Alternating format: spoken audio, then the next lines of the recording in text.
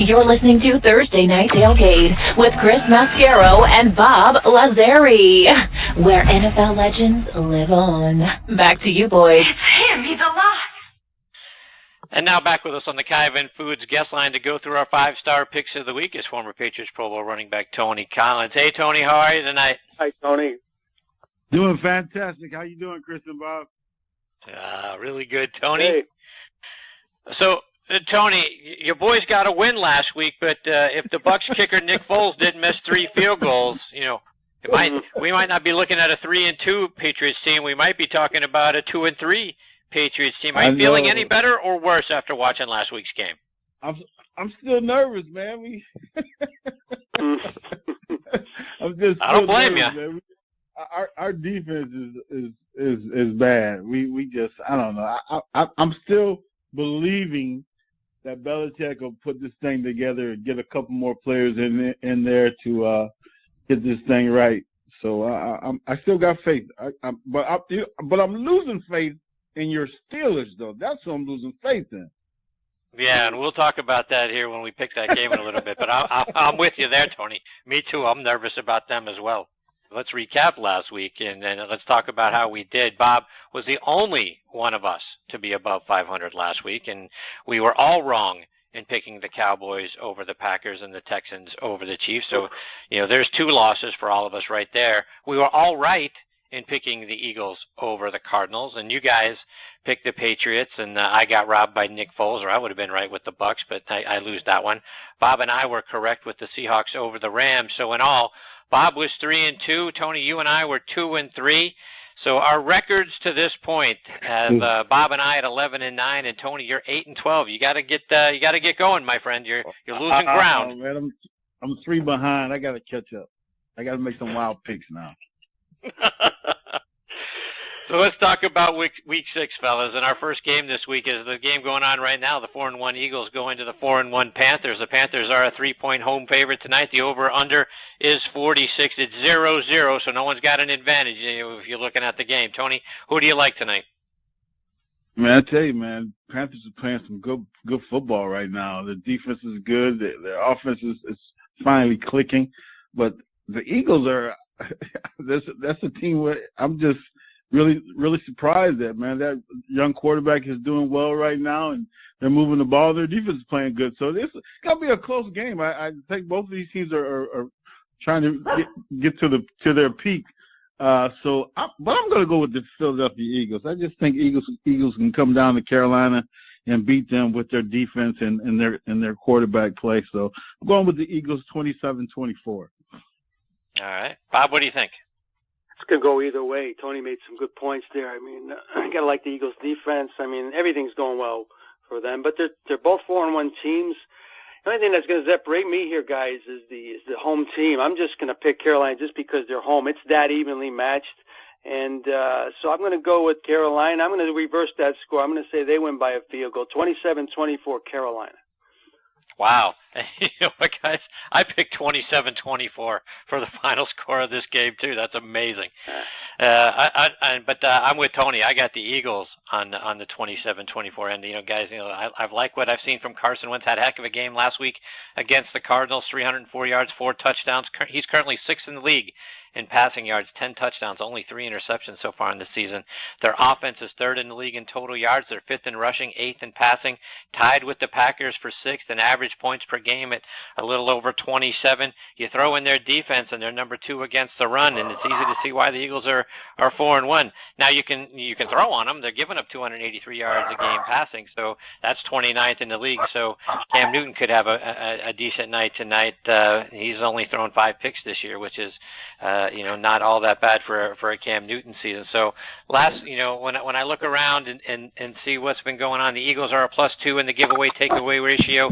The Panthers are a -4, and that's why I went with the Eagles, over the Panthers here. So I got them 27-24 as well. So let's see, Tony. So you and me in this one, maybe we can gain a little ground on Bob.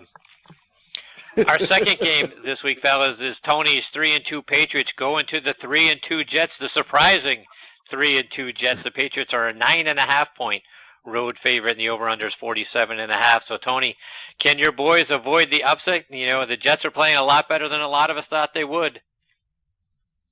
Man, I believe on a bad day we can still beat the Jets right now. So even if we play bad, I think we can come out beating the Jets. I know they're playing a little bit better than the beginning of the season, but right now, man, it's time for Brady to start picking people apart. So I'm gonna go with my Patriots, and gonna be the blowout, 37-17.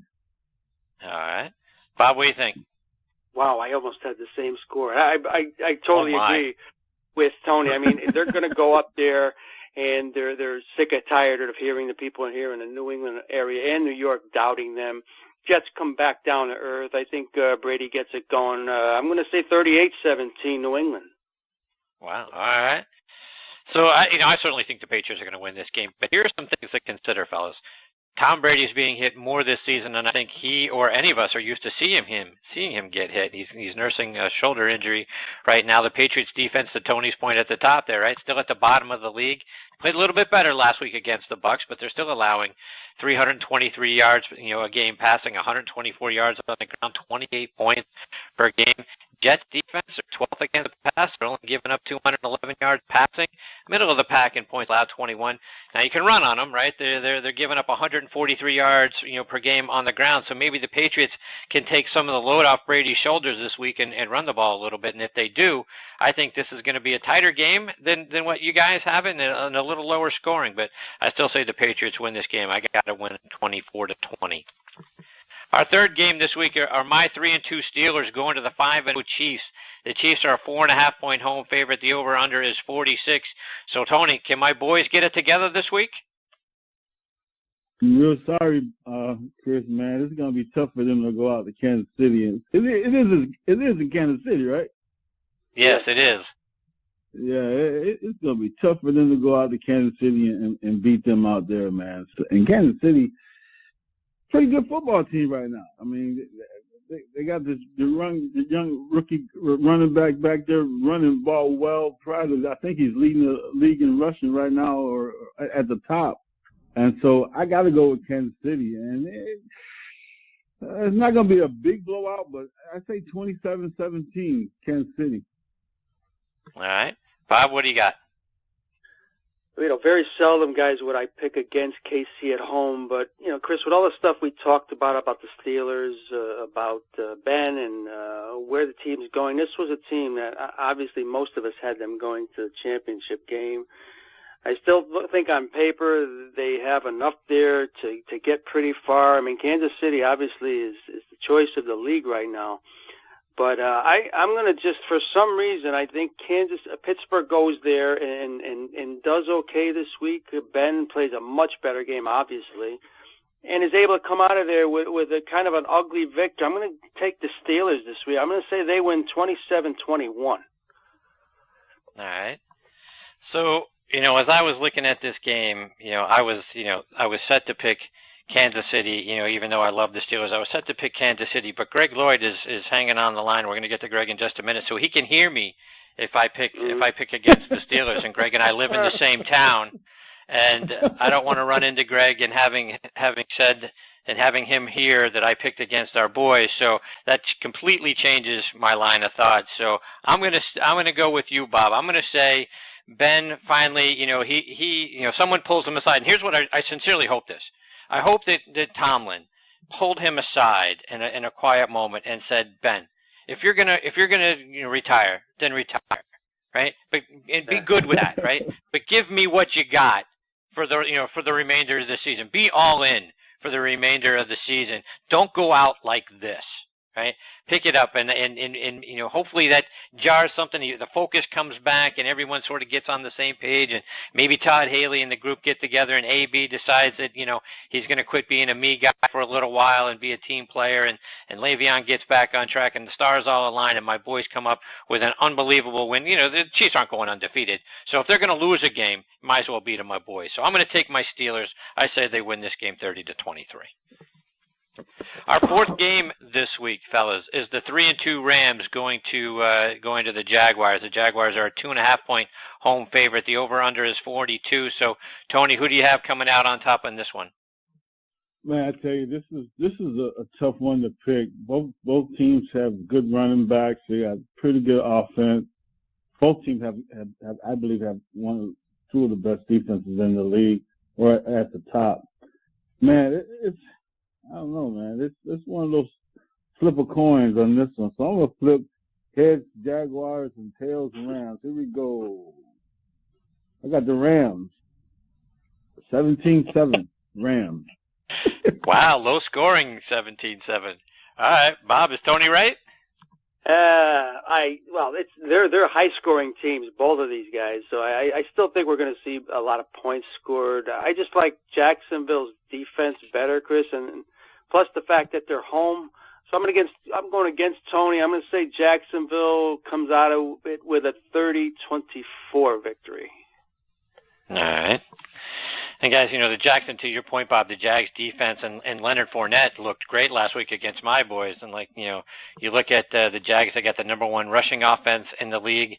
They are fifth in average points scored. To your point about how much they score, it's a shade under 28 a game. Blake Bortles has only been sacked 5 times this year. Only Drew Brees has been sacked less. The Jags defense is tied for second in average points allowed at 16.6, and they have they lead the league in the giveaway takeaway ratio at a +10 and in sacks at 20. So there's a whole lot to like about the Jags. So you look at that. I think the Jags clamped down on Todd Gurley. I think Seattle showed how to beat the Rams. You bottle up Gurley and you make Jared Goff beat you. Last week, Gurley only had 43 yards. Goff threw a couple of picks, and they lose 16-10. So I like the Jags as well. I'm taking Jacksonville to win this game 20-17.